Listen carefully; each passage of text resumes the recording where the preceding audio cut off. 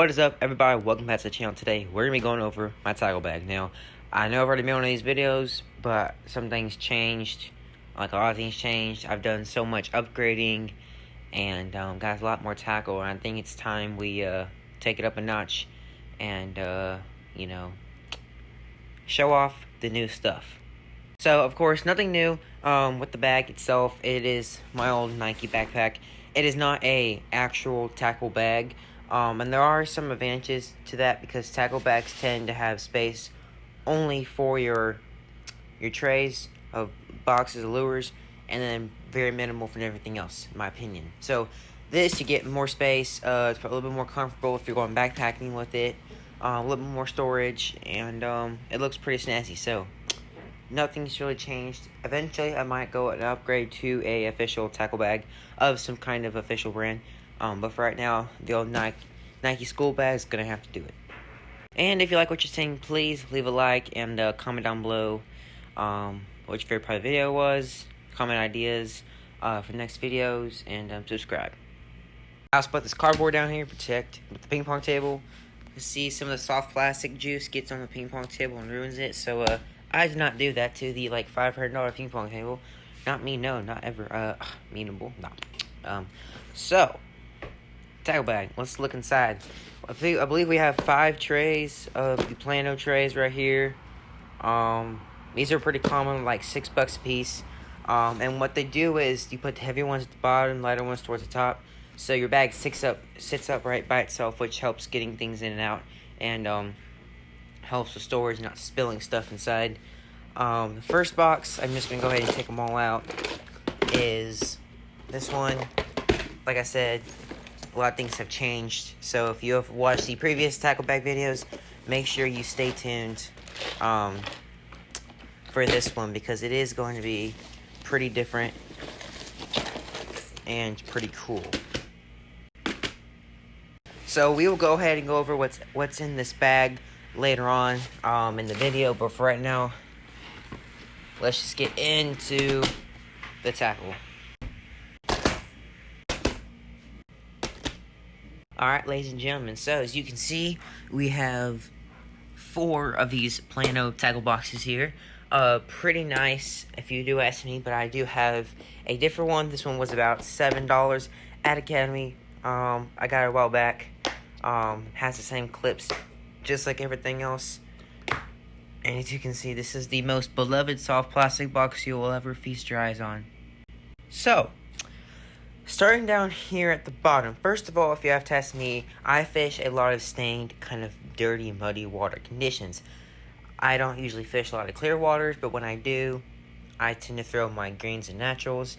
But as you can see, I have quite a few mud water baits here, and this is what really gets the job done on any given day. So, starting off here at the bottom, we have I believe this is like the Midnight Black and Blue June Bug Zoom Trick Worm. I'm a big fan of Zoom. I know a lot of people are not big fans of Zoom. They don't like Zoom because Zoom is a little doo-doo, but Zoom's awesome. They make some good baits. Super Fluke in a second, but Trick Worm, very natural worm, good for drop shots. Texas rig. This dirty water color is amazing, so works very well. And those are some big worms. Right here we got my personal favorite soft plastic crawl, and that is the Rage Crawl, Rage Tail Crawls by Strike King. This is the black and blue. I had some green, like watermelon greens, but I upgraded to the black and blues because they work good for jig trailers, which I'll show you in a second, and they look mighty fine in that dirty water, nice and Texas rigged, and that is the crawl. Now, my favorite all-time soft plastic bait of all time, of ever, is of course the Culprit Curly Tail Worms. Alright guys, this is like 8.5 inches of awesome, okay? Everything about this bait just makes sense. The natural black and red of the bait, the curly tailness, these work amazing. I might be making a fishing video using these in the next couple of days, so stay tuned for that, because we will get the job done. Here we just have some little kind of translucent purple, blue, and black curly tail worms. These are a little bit smaller. I use these for a lot of crappie, little bluegill fishing. I'll rip the tails off, racky wig, so whatever I feel like doing, those are also really good. Now, these are the same thing as those, same brand, just a little bit of a different color of the green pumpkin, kind of natural. Then those work great as well. Now on to the bait that's been catching everyone's eyes. We got the old Zoom Fluke. Alright, this is the old pearly white fluke. Now, this is not the super fluke. This is just the same old size, regular size fluke right here. These are amazing at the lake I fish, and they do a really good job. Got a lot of them, so that's good. This is the kind of a mix of Guggenbait Slim Shakes here. I believe these are watermelon. No, I believe green pumpkin. I don't know my greens, but yeah, that's that. Got some old kind of trick worms here, and then a whole bunch of Senkos at the bottom of different brands, a Gary Yamamoto and Yum Dingers. So got quite a bit of worms in there too. This is like the miscellaneous area. We have like beaver bait here. Got some little black lizards, some paddle tails, some little green flukes down here. Just a whole bunch of weird little miscellaneous crap. But that they are still good to fish. I like to throw them in there. So that is the summer, dark water, kind of a little bit more stained water tackle box for soft plastics.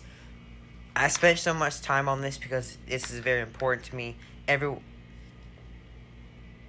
see you there. Alright. Everywhere I go, I bring these with me, either the curly tails, craws, or of course these trick worms. But that is the soft plastic box. Leave a comment down below if you like my suggestion, or if you think I should add something else to it, or take something out. What's your favorite bait for soft plastics? Comment down below. Alright, here we have some more kind of soft plastics. We got a little bit more, some little bluegill baits right here. We got some black and blue.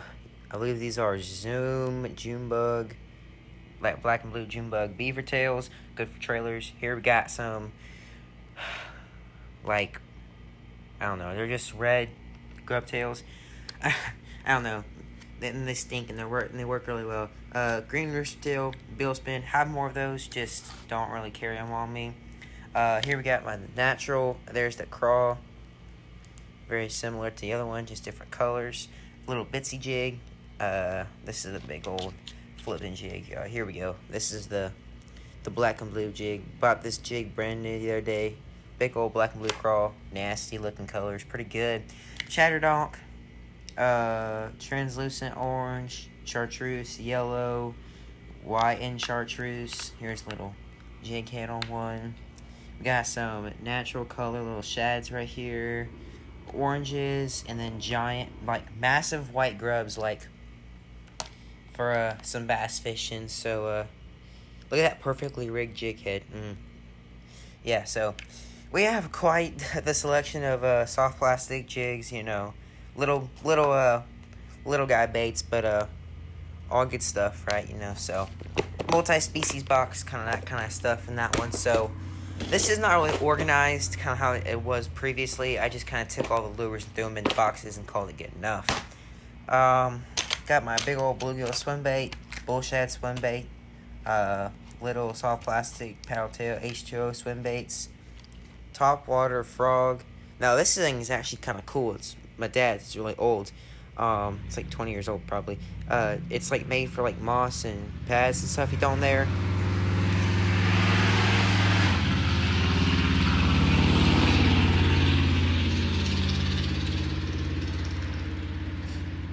And you can do it like that. It's got the cool legs, and then when they bite down on it, this hook is exposed like that. Wire bends down, and they get hooked. So, kind of a cool. Haven't caught a fish on it before, but I plan to hopefully before the winter bite gets here and top water is no more. Okay, here we have the old spinner baits. We have a little bitty Strike King chartreuse spinner bait right here, little one thumper. Here we got a nice white shad spinnerbait by H2O, nice and fancy. Went out and bought the good one, so it will last me. This is one of my old dad's antique flashy spinnerbaits. Big old thump. Like, I'd legit try and throw this on like my saltwater reels. So got little spinnerbaits right here. I'm not a big spinnerbait fisherman in the summertime, especially like midday.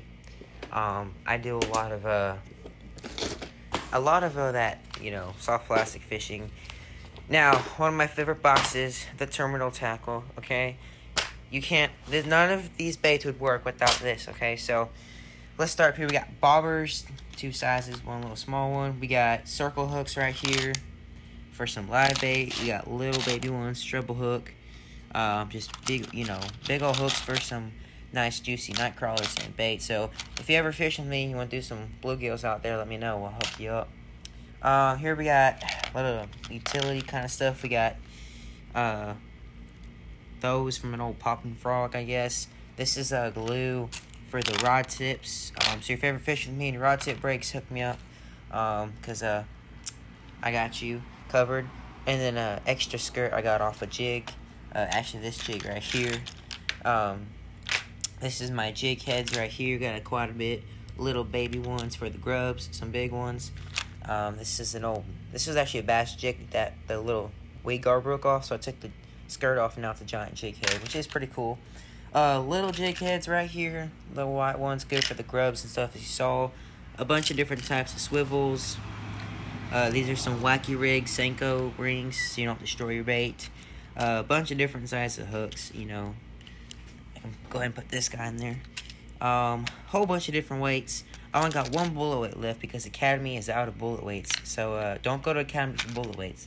Instead, I like to use these big split shots. In my opinion, they actually work a little bit better because they look more like the head on a bait.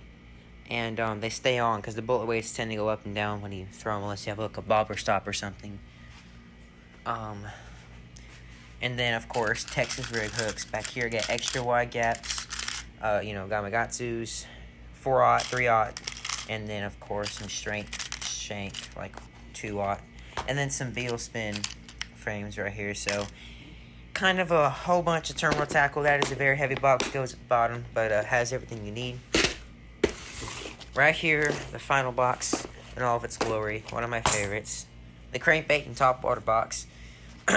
We got Rattle Trap, bro. Rattle Trap, one of the best. Got some bass teeth marks on it. Oh yeah. Bass love Rattle Traps at lakes in the mornings. Try it. One of my personal favorite crankbaits right here. Y'all seen all these. I made these. I made this jerkbait the other day. Made that one. Poppin' Hula Frog. Jitterbug. Torpedo, Mont Blanc, Sexy Shad, Crawl, Little Short, Square Bill, like Foot Diver, 2 topwater poppers, Bone, and Perch, Little Bluegill Minnow, and Topwater Frog. So, like I said, not a whole bunch of topwaters and kind of crankbaits, kind of going more towards the soft plastics, as this time of year it gets too hot for anything pretty much moving besides topwater. That, of course, concludes the bait making, or the bait portion. Real quick, I'm going to go through what's in here. The very, very front pouch, we have some line. This is 2 types I got. This is some styron. How do you want to pronounce it? This is some 6-pound line, likes to go on my spinning reels. This is some Berkley Fire line, which I do have on my bait caster. And I'm not going to lie, it looks pretty fire. So, it's like the fire-infused fancy black crap. It's good for spinning reels, but I like it on my bait caster. 14 pounds. Smoke color. Got probably enough, like another half a spool. Not a lot, but still like it. Alright, here we go. I have my cheap polarized sunglasses. Actually work quite well, though. We have the old fish pamphlet. Got it at the grocery store checkout line. All your Texas native fish, every detail about them, and then folds up into this nice pamphlet. So when I discovered that there were long-eared sunfish in the creek by my house, I used that on the spot to identify what it was. Extra dividers for the old tackle boxes. Berkley pliers, scissors for my braid, electronic scale, and of course the stringer, and wait, my pocket knife. So yeah, that's what's in my tackle box. I know this video kind of ran a little long. I'm sorry for that, but I think it was worth it. Again, leave a like down below if you like my soft plastics. Leave a comment about how you think it's all set up, nice and done. Like I said, I'm gonna try and maybe buy a duffel bag or something in the future. But for right now, this is all nice and good. I'm gonna go ahead and go take a thumbnail. And thanks for watching. Subscribe. I'll see you later. Goodbye.